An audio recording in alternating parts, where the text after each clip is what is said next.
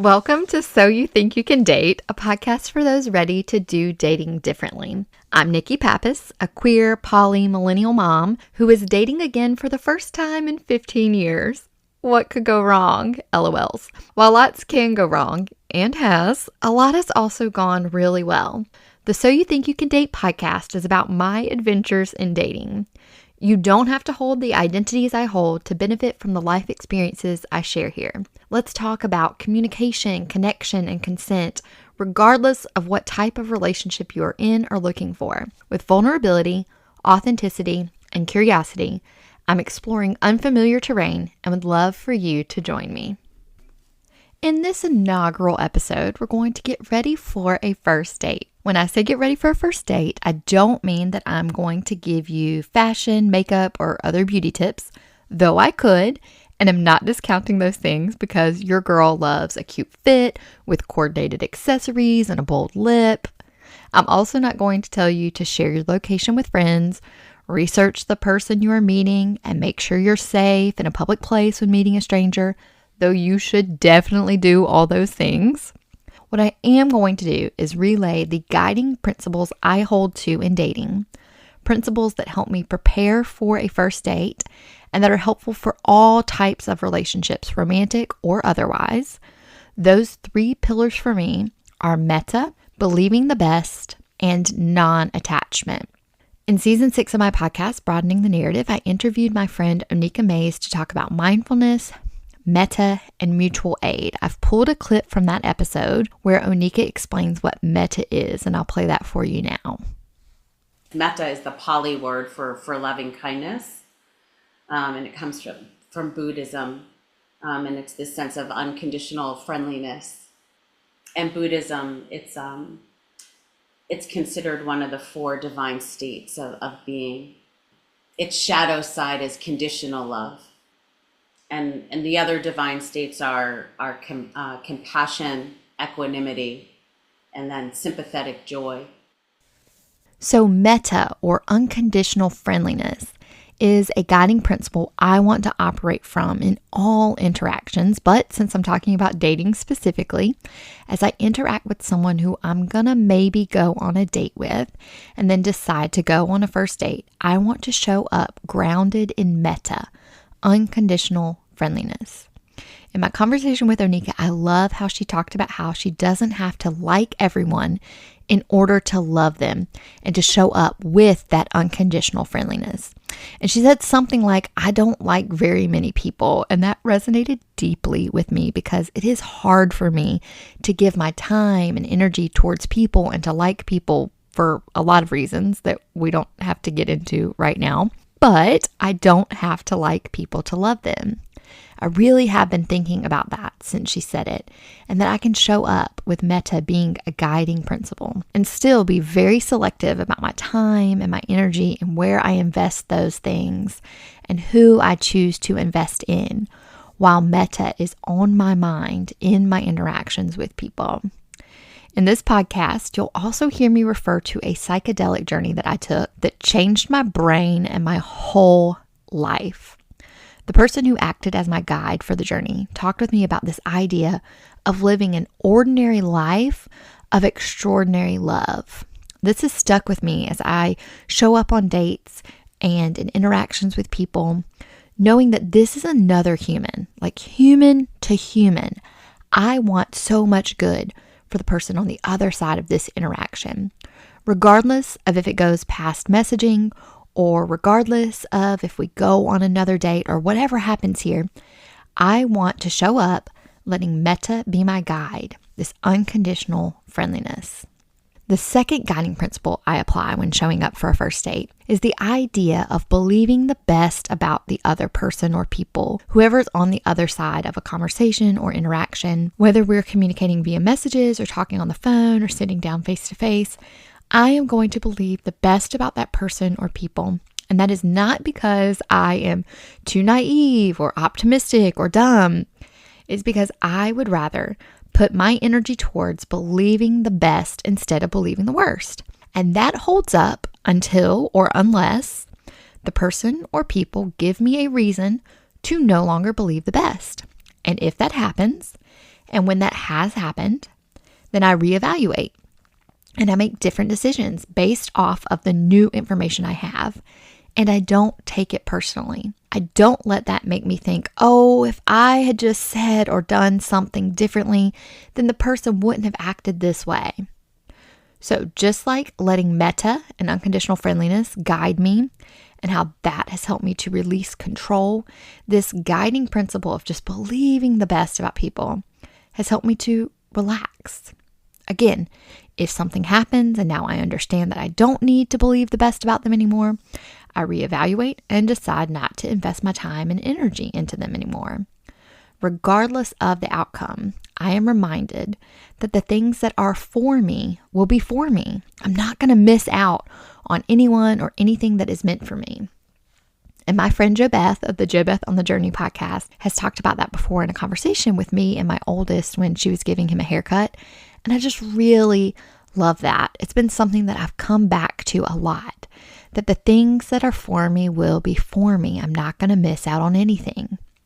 Believing this frees me up to believe the best about people. And again, if they give me a reason to not believe the best, then I don't ruminate. I don't waste time and energy thinking like, oh, if only ...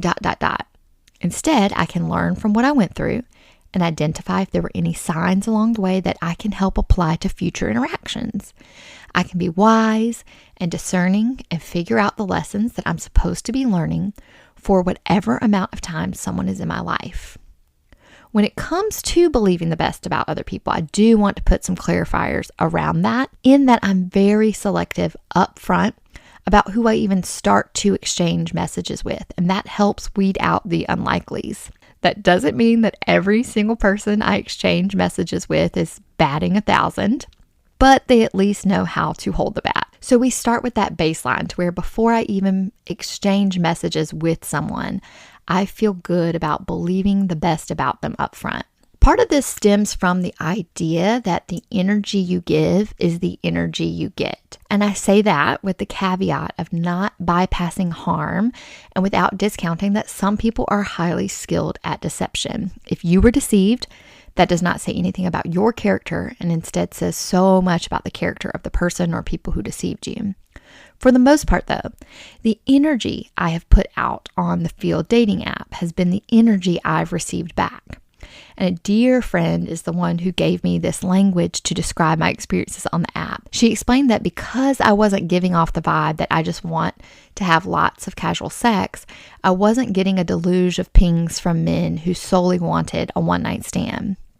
Now, this is not me saying that a woman should not give off the vibe that she is only interested in casual sex or one-night stands. If that's what she wants, then that's what she wants, and I have no judgment about that. But because the opening line of my bio is "No fuckboys, I'm not interested in your chaos," and because my photos are aligned with my intentions and I clearly state that I am interested in ethically non-monogamous dates and intimacy, there's little room for confusion over what I am looking for. So I don't have any immediate red flags with the people who ping me who want to start a conversation with me on the app. And sure, there have been some people where it's like a yellow flag up front that has turned red. And also, speaking of red flags, I don't know if y'all have seen that trend on TikTok where you type in "my type" in the search and it shows you who your type is. And I kid you not, my type was a bunch of red flags. For those of you who have been following me for a while, I don't know if y'all remember when I did that series on red flags, but it was for churches, not red flags in dating. So back when I was promoting my first book, As Familiar as Family, I did a series about red flags to look out for in churches based off of my experiences.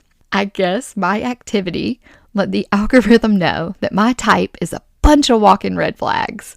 So that's not great, but no, I want to think that I have grown enough to identify red flags early on so that I can show up in an interaction able to have a baseline of believing the best about that other person.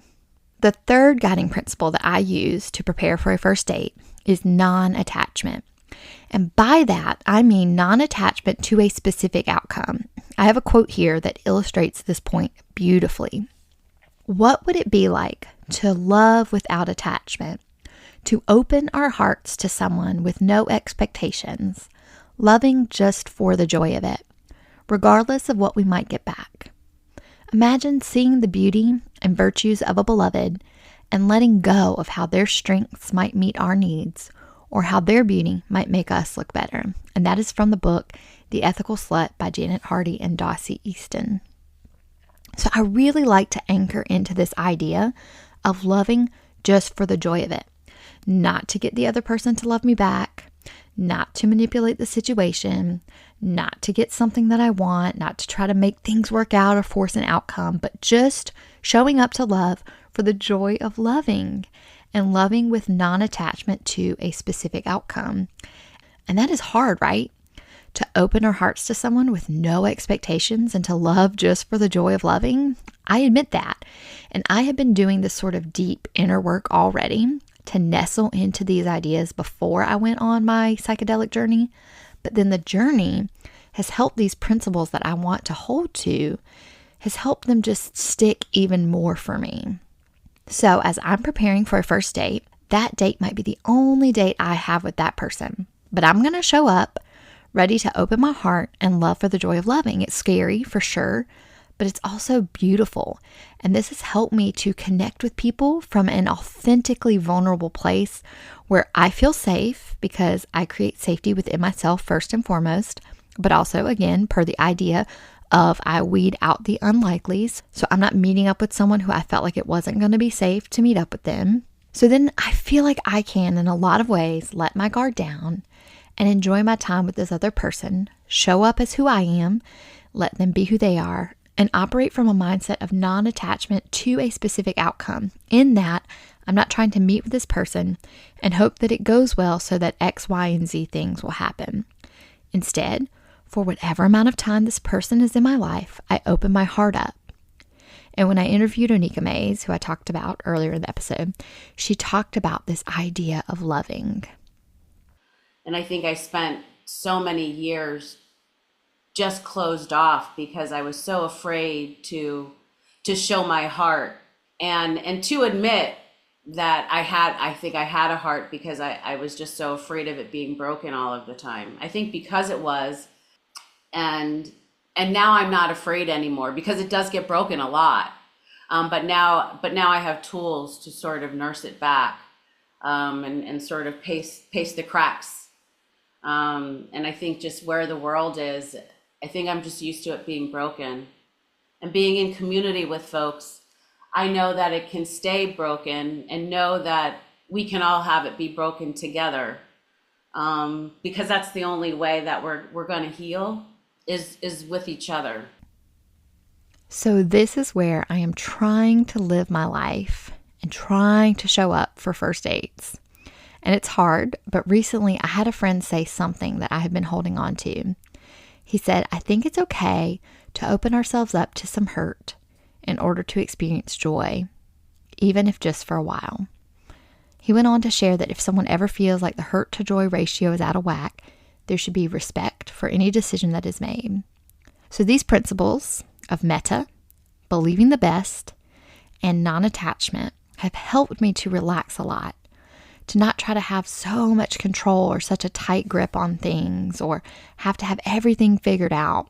This way, I can be who I am, other people can be who they are, and we can just be who we are together. This way, I can honor who other people are and enjoy their presence. All right, beautiful people, I am sending you metta today and always, and so, so, so much love. Thank you so much for tuning in for this special launch episode of the So You Think You Can Date podcast. Make sure to subscribe to So You Think You Can Date, rate and review the show on all the platforms, and share this episode with someone that you think would enjoy it and who is ready to do dating differently. Also, pre-order Coming of Age and Coming Out Stories of Repressed and Reclaimed Sexual Desire. You can pre-order my book today by visiting nikkipappas.com/shop. Coming of Age and Coming Out is a collection of stories about coming of age from childhood through adolescence and then coming out in my 30s as queer and non-monogamous. It will be released in June 2025. With your pre-order purchase, you will receive a free download of the Come Alive guide in your inbox.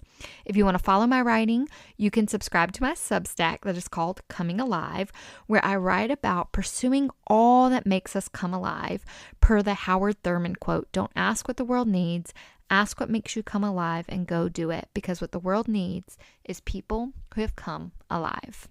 Follow me on Instagram at Broadening the Narrative, which is the account I started in 2019 to document my journey in broadening the narratives or stories that I was taught about myself and others. Come back next week for an episode about when to disconnect from a connection you've made out here in the dating world.